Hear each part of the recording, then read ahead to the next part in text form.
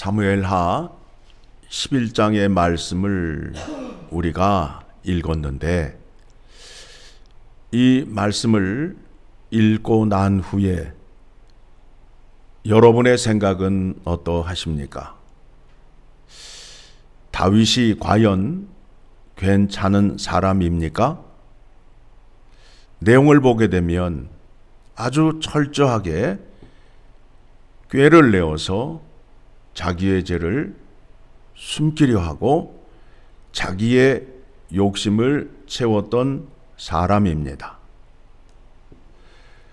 군대 장관과 부하들은 전쟁에 나가 있고 다윗은 늦게까지 잠을 자다가 일어나 옥상에 올라가 거닐다가 보니까 아름다운 여인이 보입니다. 그래서 그 여인이 누구인지를 알아보게 합니다. 그랬더니 그 여인은 자기에게 용맹스럽고 충성스러운 우리야 장군의 아내였습니다. 알고도 데려와서 동침을 하게 됩니다. 그런데 그 여인이 임신했다는 소식이 들려오자 자기 아이가 아닌 것처럼 하기 위해서 전쟁터에 있는 우리아를 데려옵니다. 그래서 그의 아내와 함께 잠자리를 하게끔 명령하지만 우리아 장군은 자기 아내에게 들어가지 않습니다. 그러자 다윗은 그에게 술을 먹이고 또 들어가게 합니다. 그 장군은 들어가지 않습니다. 그러니까 이번에는 우리아를 죽이기 위하여 꾀를 냅니다. 전쟁터 깊숙한 곳에 들어가게끔 하는 편지를 썼는데 그 편지를 누구 손에 들려보내요? 우리아 손에 들려보내잖아요. 얼마나 잔인하고 악랄해요. 그래서 결국에는 어떻게 됩니까? 우리아가 죽지요. 죽자 이번에는 어떻게 합니까? 밧세바를 데려다가 자기 아내로 삼습니다. 자, 여기서 우리가 한번 생각해 봐야 할 것이 무엇이냐 하면 사울과 다윗을 비교하였을 때 여러분의 생각에는, 여러분의 인간적인 관점에서는 누가 더 나은 것 같아요? 누가 더 나은 것 같아요? 우리가 하나님의 말씀을 묵상하는 데 있어서 사람의 관점이 아니라 하나님의 관점으로 말씀을 봐야 된다라고 여러 번 말씀을 드렸습니다. 자, 그렇다면 이러한 다윗을 하나님이 사랑하시고 하나님이 쓰시는 이유는 무엇일까에 대한 생각이 있으셔야 됩니다. 우리가 언약의 하나님을 믿고 있지요. 하나님은 약속하시고 그 약속을 지키시는 하나님이십니다.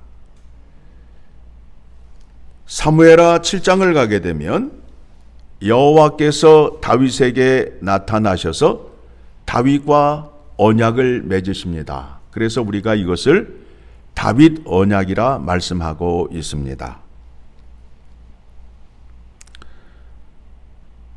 15절의 말씀을 보게 되니까 다윗과 언약을 맺으시면서 이렇게 말씀을 하십니다.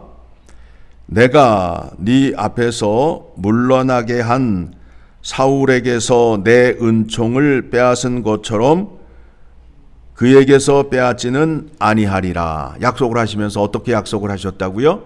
설령 죄를 범하여도 사울에게서는 내가 떠났지만 너에게는 떠나지 아니하리라 라는 약속을 하셨습니다.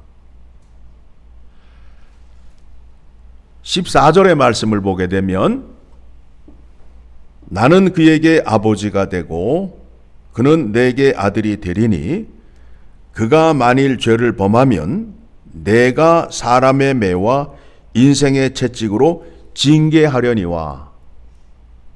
그렇지만 죄를 범하게 되면 어떻게 된다고요? 사람의 매와 인생의 채찍으로 징계를 받아야 된다라는 겁니다. 떠나지는 아니하시는데 사람이 되게끔 하기 위하여 사람의 매와 인생의 채찍으로 징계를 하시겠다라는 겁니다. 이렇게 누가 누구에게 약속을 하셨다고요? 여호와 하나님께서 다윗에게 약속을 하였습니다. 그리함으로 인하여 그 뒤에 나오는 그 다윗의 범죄와 또 다윗의 자식들이 일어나는 문제에 있어서 하나님이 그 집안을 떠나지 않고 그 집안에 징계를 내림으로 인하여 그들이 하나님 앞에서 어떻게 살아야 하는지를 깨닫게 하고 보여주기 위한 것입니다. 하나님이 다윗에게 약속하시고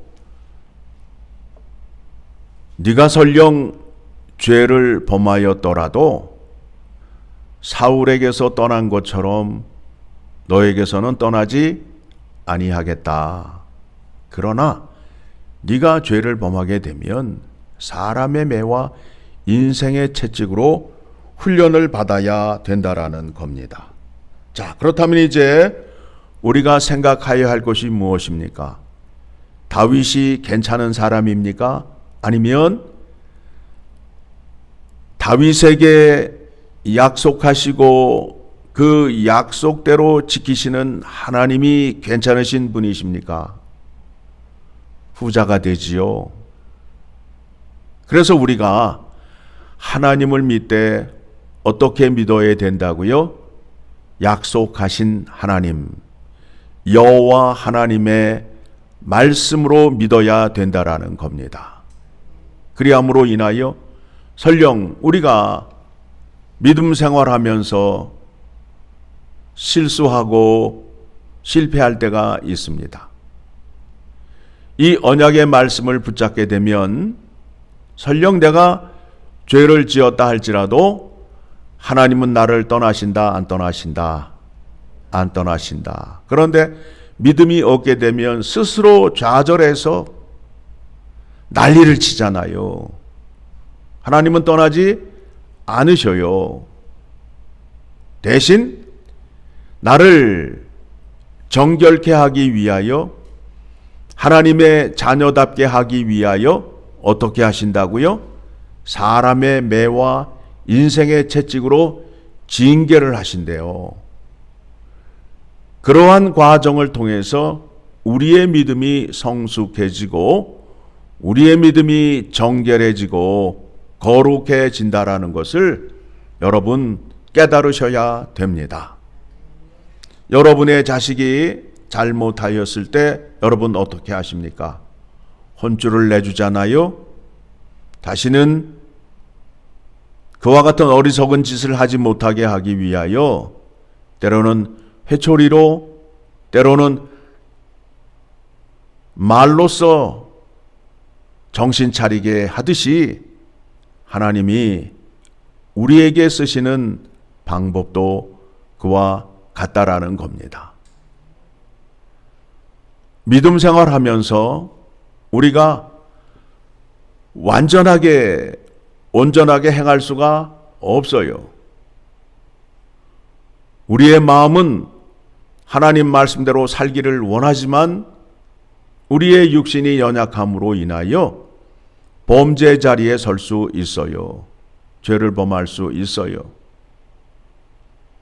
그때에 우리를 용서해 주시고 우리를 깨닫게 하시고 정결케 하시기 위하여 하나님과 우리 사이에 누구를 주셨다고요? 중보자 되시는 예수 그리스도를 주심으로 인하여 우리는 언제든지 우리의 죄를 들고 주님 앞으로 나아갈 수 있어요. 주님께서 약속하셨습니다. 수고하고 무거운 짐진 자들아 다 내게로 오라 내가 너희를 쉬게 하리라. 그래서 우리의 인생의 죄짐, 무거운 짐을 주님 앞에 나와서 주님께 아뢰면 주님께서 그거를 다 맡아서 해결해 주신다라는 거예요. 그런데 문제는 내 뜻대로 해결해 주시는 것이 아니라 하나님의 방식과 하나님의 뜻대로 해결해 주신다라는 것을 기억하셔야 돼요. 기억을 하시면서 여러분들이 너무 조급하셔요. 내 마음대로 오늘 당장 내가 원하는 대로 들어주시옵소서 라고 기도하는데 하나님은 그와 같은 방식으로 쓰지 않으셔요. 하나님께서 때가 되면 하나님 뜻에 합하면 그때에 그 문제에 대한 응답을 주신다라는 겁니다. 그리고 기도의 응답에는 늘 예스만 있는 것이 아니라 노도 있다라는 것을 기억하셔야 됩니다.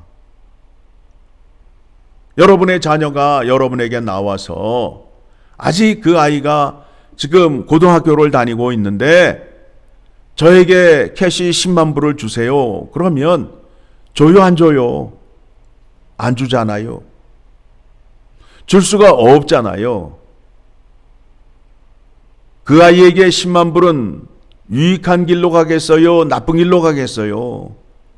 나쁜 길로 가기 때문에 안 주는 것과 같이 하나님도 우리의 믿음을 보시고 안 줄 수 있다라는 겁니다. 노라고 기도의 응답을 주실 수 있다라는 겁니다. 제가 여러분에게 말씀을 드리죠. 여러분에게 큰 캐시를 주게 되면 여러분은 하나님께 더 가까이 나올까요? 아니면 하나님을 멀리 떠날까요? 멀리 떠나잖아요. 왜요? 그 돈 들고 여행 다니시고 좋은 데 다녀야 될 거 아니에요? 하나님 말씀과 가까이 할까요?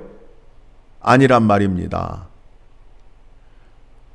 돈이 생기게 되면 하나님께 나와 예배 드리는 일을 소홀하게 생각한다고요. 그러면 하나님께서 그와 같은 결과가 나타날 것을 아시는데 그렇게 큰 돈을 주실까요? 아니란 말입니다. 하나님의 뜻은 뭐예요? 너는 나와 함께 살자. 내 곁을 떠나지 말라가 하나님의 뜻이라는 겁니다. 그래야 하나님께서 함께 하셔야 인도와 보호를 받고 평안과 안식을 누릴 수 있기 때문이라는 겁니다. 오늘 말씀 정리합니다. 무엇을 붙잡아야 된다고요? 하나님의 약속의 말씀을 붙잡으셔야 된다라는 겁니다. 다윗이 이렇게 범죄하였을지라도 하나님께서 다윗과 맺은 언약 때문에 다윗을 떠날 수 없다라는 겁니다. 그렇죠? 우리에게는 예수 그리스도를 주시고 어떻게 약속을 하셨습니까? 모든 죄를 다 사해 줄 수 있는 큰 은혜를 허락해 주셨잖아요. 그래서 오늘도 우리가 예수 그리스도를 붙잡고 감사하며 기도하며 찬양하는 자리로 나아가야 함을 꼭 기억하시고 오늘도 삶 속에서 승리하는 여러분 되시기를 간절히 소망합니다.